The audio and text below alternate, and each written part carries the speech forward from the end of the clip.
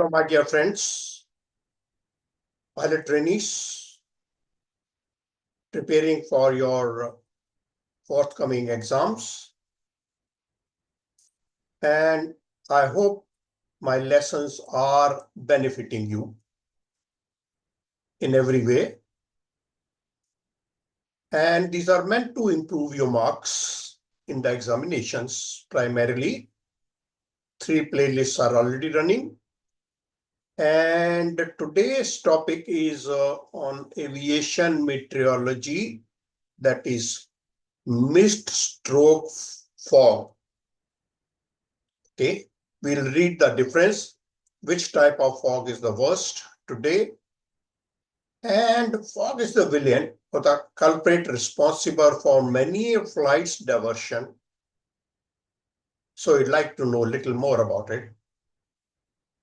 While walking in the fog may be very romantic for honeymoon couples, for a pilot stuck in the air on the final approach, looking for a landing, it's not very exciting, right? And as a matter of fact, it is stressful for the pilot making a landing in low visibility. Okay, now let's read a little more about Mr. Fog. Mr. Fog is nothing else but a cloud on the surface. When the temperature drops to condensation level near the surface itself, the clouds may form. When it happens at a called a fog or mist. When it happens at higher altitude, we call it a cloud. So fog or mist is the moisture in the form of visible water droplets, which have now become slightly big and are visible. Conditions favorable for formation of the fog are: number one, of course, sufficient moisture. Without it, fog will not form. That is a high relative humidity, 90 to 100%. And then, of course, the temperature should drop to the condensation level. And the process through which it can drop is radiation process, advection, adiabatic, upslope. Upslope could be over the land slope, hill slope, or a frontal slope. And once the condensation occurs, now the water vapor, which was invisible so far, starts becoming visible in the form of a cloud type of appearance. If there is no wind at all, calm winds, then this moisture after condensation may settle down on the grass or the ground below, called dew.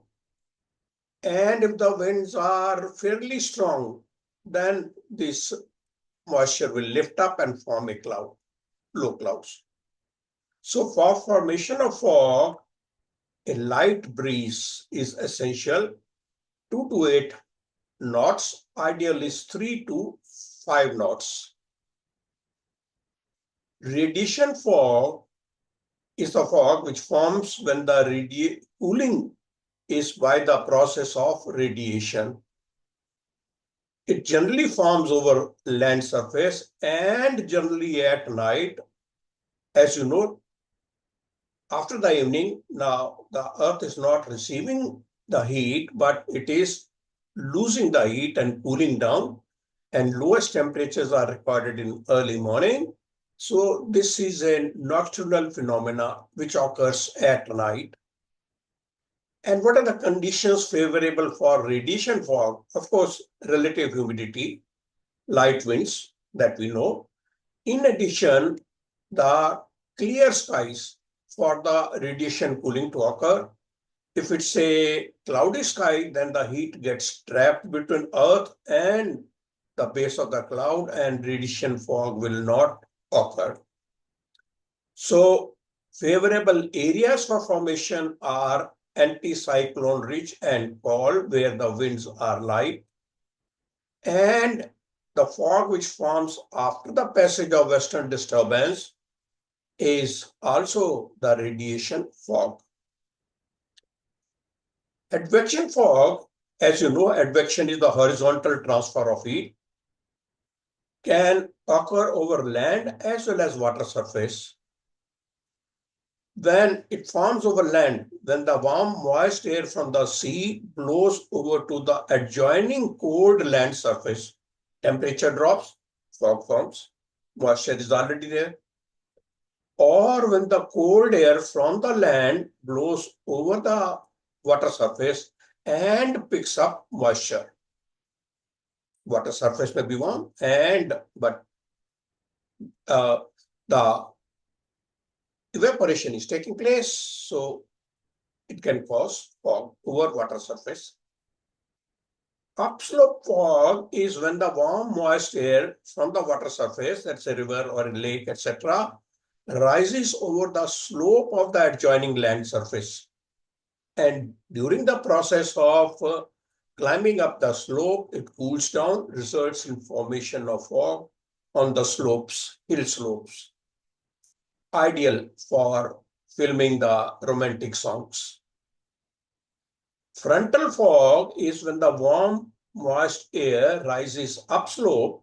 Process is similar on the cold air height, which is called warm front, and air starts rising over the cold surface height.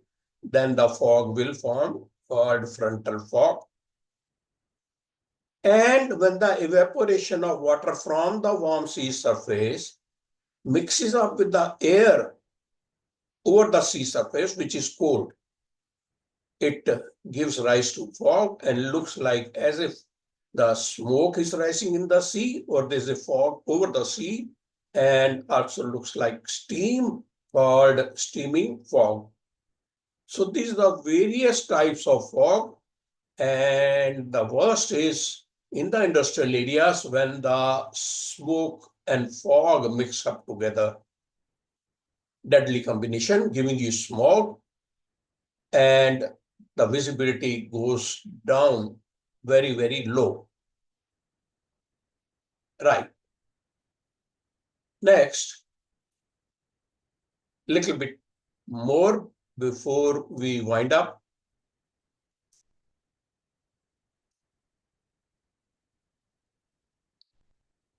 Just a second.